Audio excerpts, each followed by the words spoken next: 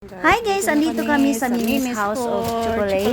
Nilagay ko lang yung address guys. Basahin nyo na lang sa mga gustong bumili ng tsokolate. Malapit lang yan dito sa amin guys. Arap ng mga guys sa mga gustong magpabagahe or uuwi ng Pinas. Ang tricky mo guys, napakarami ng mga guys. Mura talaga ang mga tsokolate dito.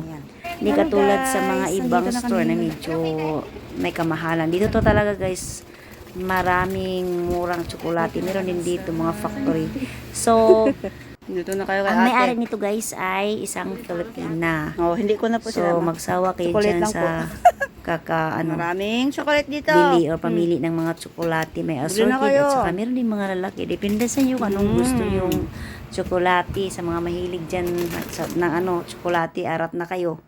Ayan, ito na nga ang binili kong mga guys. Assorted siya. Maganda assorted kasi na talaga siya, maliliit lang ba, marami ka nang mabibigyan. Meron din malalaki, saka meron Toblerone, meron din siya, mix na nga siya guys, yan, mix na siya.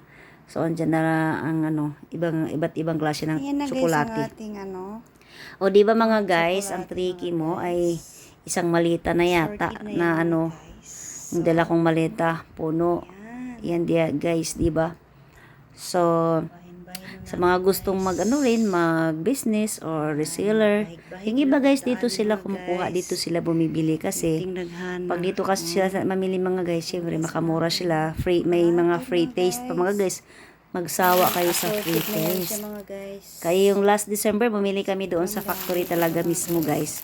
Marami din free taste, magsasawa kayo. Ayan, yung ibang mga dito talaga sila bumibili. Mas nakamura kasi sila at saka syempre, diba? May mga libre sa kanila. Ito na nga guys, nilagay ko sa sa eco bag. Buti na lang si Inday mahilig mamasura. Ayan, nakakuha ng eco bag. Yan, nilagyan ko ng tsokolate. Libre, diba guys? May lalagyanan na ako. See you na mga guys. Thank you for always watching my video. Hanapin nyo lang